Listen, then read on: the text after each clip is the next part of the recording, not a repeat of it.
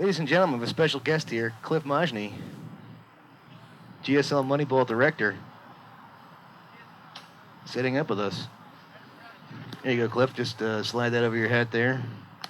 Okay, better. Yes, sir. Can you hear me okay, Cliff? Yes, hear you good. Say something. Test out your volume here. I can hear you. Sounds good. All right, good. Well, welcome, Cliff. Cliff, thanks for having us, first off. Oh, it's been great. We really appreciate coming out here. Could have been a little bit warmer, but beautiful park and some, great people, great teams, a lot of good action out here. There's some fantastic games this afternoon, definitely. It's fun. Oh, yeah. Mm-hmm. Right now we got a slugfest going on here between the good old boys and one payment in the C championships and D championships. Detroit Smooth been laying out the groundwork for the last couple games here, really putting up some numbers.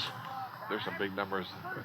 Weather's a little cold, wind's blowing, balls flying. Yeah, the balls are flying. A lot of good noise out here. One payment has a flight at 6:40. They're in trouble. Oh, geez. Well, they better.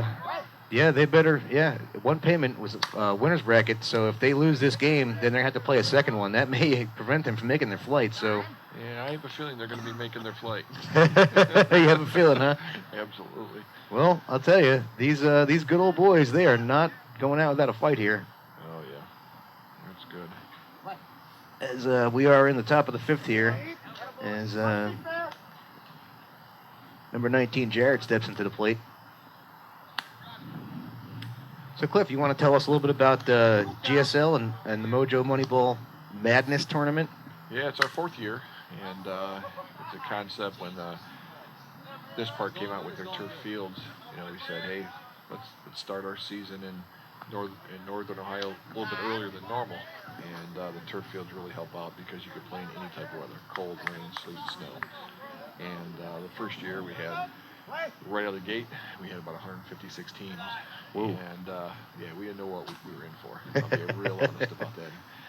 And like my partner, Mr. Billy Lewis, really helped me through it. And from that point, we scaled it down to 140, made it a 3-day full event with the Home Run Derby, with the Roof Power Tour coming in with Jeff Hall, and a lot of great vendors, food, music, atmosphere, and it's one of the staple events in the country now. Yeah, I have never been to a tournament quite like it. I've been to a few big ones, and this one was a lot of fun. The band was great, playing some good music. Rock and roll. Yeah, a little bit of rock and roll going on right there. Yep. And just a great crowd. I mean, a sea of people, as we mentioned, during the Home Run Derby. A lot of people out there watching, and I don't think I've seen the usual jerkiness that I see in Florida. I lived in Ohio for a little while, and everybody up here is good, solid people. So this is a great place to be, and a great place for softball. Yeah, one year I think we'll get real lucky and get about a 65-degree weekend. I think it could be something special because, unfortunately, Friday's weather was good. It was sunny. It was still a little chilly, but it was sunny. But yesterday was brutal, as you well know. And yeah. Sun was out today, which is good. Keeps everybody's spirits up. Yeah, the sun has been out today. It was really nice this morning. We had a good spot here. As the good old boys continue to pour it on here on one payment, they don't really want them to make their flight, it looks like. Yeah, it's a local team here, and they're really doing well. Yeah, had a great weekend. They're fired up. Definitely. So what's next for you, Cliff? I'm honestly, I sort of scaled myself back this year, but locally, I'm helping out with a 24-hour tournament. It's a 64-team tournament that sold out in about 7 days. And wow. Starts Friday night at 9 o'clock and ends Sunday at about 4 or 5 o'clock. Oh, man. Non-stop. We have open, men's open, men's C, Class D and E, and also a ladies and a co-ed division. Oh, wow. Awesome. Yeah, so it should be pretty exciting. It's our first one running something like that, but we really try to make it a little bit different for the team. Instead of your same old Saturday afternoon tournament, we try to make it more of like an event. And I think that's what's really separating us from everybody else out there. Yeah, and a lot of real positive feedback. And you can just tell by the amount of teams that not only are here, but the ones you had to turn away as well. Yeah, it was pretty shocking because we usually open up the registration on January 1st. And right about the middle of December, people were, hey, I want to sign up. I want to hold my spot. So I opened it up, and literally within 48 hours, we were sold out at 140.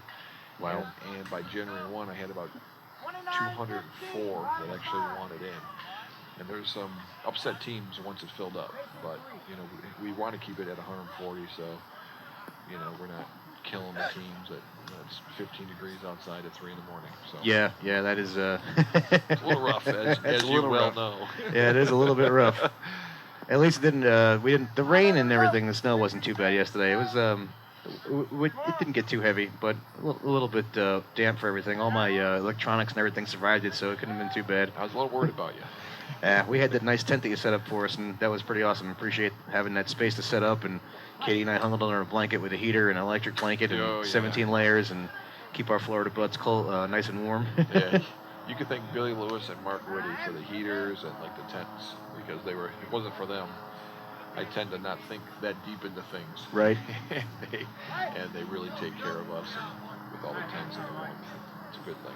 Yeah, well, I mean, that's all a part of it, I think, that makes the event. You know, the vendors under the tent. Mojo set up a whole shop underneath there. It looked great. It was like a clothing apparel store. And they sold out of the Mojo shirts in a matter of no time. Yeah, I think they had like 325 shirts, I think it was. And they sold out of them pretty quick. Wow. Yeah, that was Mojo does a good job. Yeah, Mojo was great. I have I should have brought them up here, but my team, the Juggernauts, we have a set of Mojo jerseys. They're button-ups, and they're very heavy. We don't often wear them in Florida because they're just too damn heavy, but they look great. It's a little warm down there. Yeah, a little warm. So we moved on and generally try to play get a nice light sub-dye jersey for out there, because, you know, we'll go out and play. You know, my team's not that good, so generally we get like a 3 or 4 game afternoon, but you know, we're all pretty dead by the end of it. And our average age is about 39, so. Okay, good deal. Yeah, I can understand. That's how we looking at that C game? C game here, we're looking at 29-15, good old boys. 30-15, good old boys. They just doubled them up here. Wow. Yeah, as Big Devin Anderson stepping into the box here. He's hit a couple of monster shots in this game. Wow. Be interested and see if there is an if game. Yeah. Wait a minute here. I think this might be a little bit off. Are you adding those numbers? That's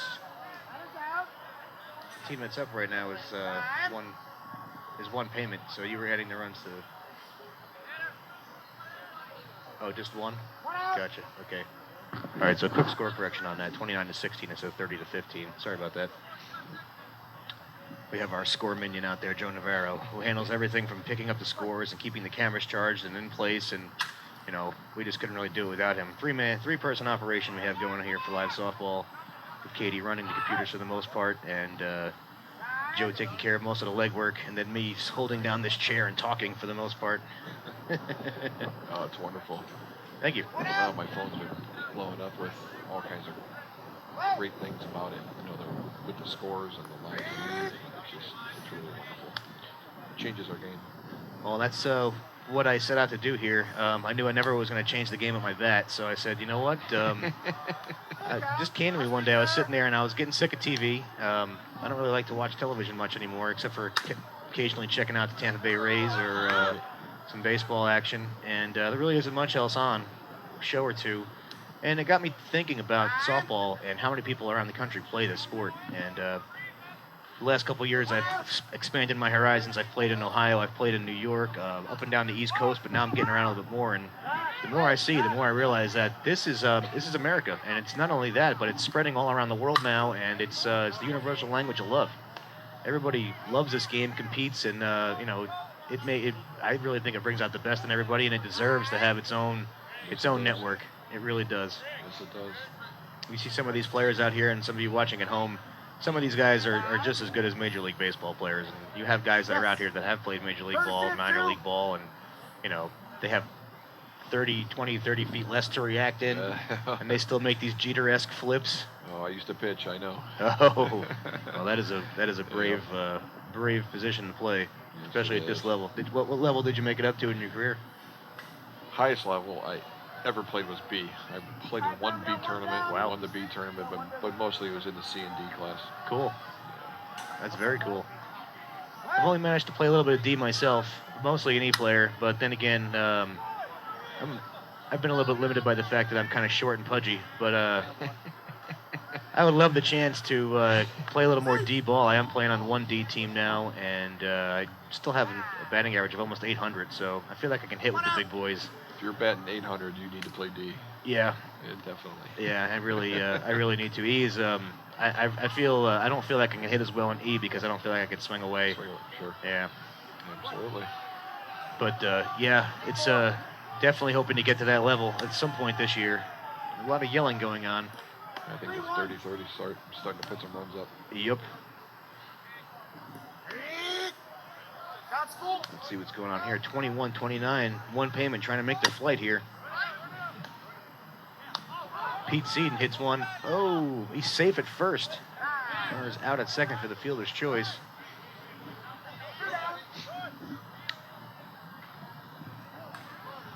So any thoughts on possibly expanding the vendor base, adding some more vendors to this? Anything else any plans for the Mojo? Or, yeah. Yeah. Actually, I have a meeting next week with Mark Whitty from Mojo, and we're going to sit down and go over plans for next year. Because cool. This tournament takes so much. I mean, it's literally 6 months in the making. I believe it. And we're really going to try to expand the vendors a little bit and just try to make it a bigger and larger event for everybody. We really would like to add a co-ed event, but we're not sure, if, by separating the weekends, if that's going to hurt the overall event. But, we're working to make it bigger, definitely. Yeah, co-ed would be great. Is there a lot of co-ed action up here? It's growing. I mean, Yep. it sort of died out for a couple of years, but now all of a sudden it's really starting to grow, and there's a lot of interest in it, definitely. So it's really growing good. That's good. We had a ladies open bracket this time around, right? They did well. It's our first year with second year with the Mojo having it. I think Ohio Heating from Cincinnati, Ohio won it. We had 8 teams for the women. They all played real hard. It was really, really fun to watch. It sort of gives it a different flair for the tournament. Yeah. It's nice to look at opposite sex instead of looking at men all day and them yelling at you and everything. It's much better to get Well, they play the game just as hard as we do. For anybody who thinks that softball is a game to be played by the big boys, you haven't played with the right girls, because I got some girls on my team in co-ed, and I've seen girls play who are tremendous ball players. And my personal opinion is that co-ed is the perfect balance. I think that to manage co-ed is I think the biggest challenge. Putting together a lineup that's effective, balancing out your guys and your girls, because it's a different kind of attack. Yes. And you can't just sit there and throw 5 home run hitter guys on a team with a bunch of girls that haven't played, or vice versa, and have it be effective. That's exactly right.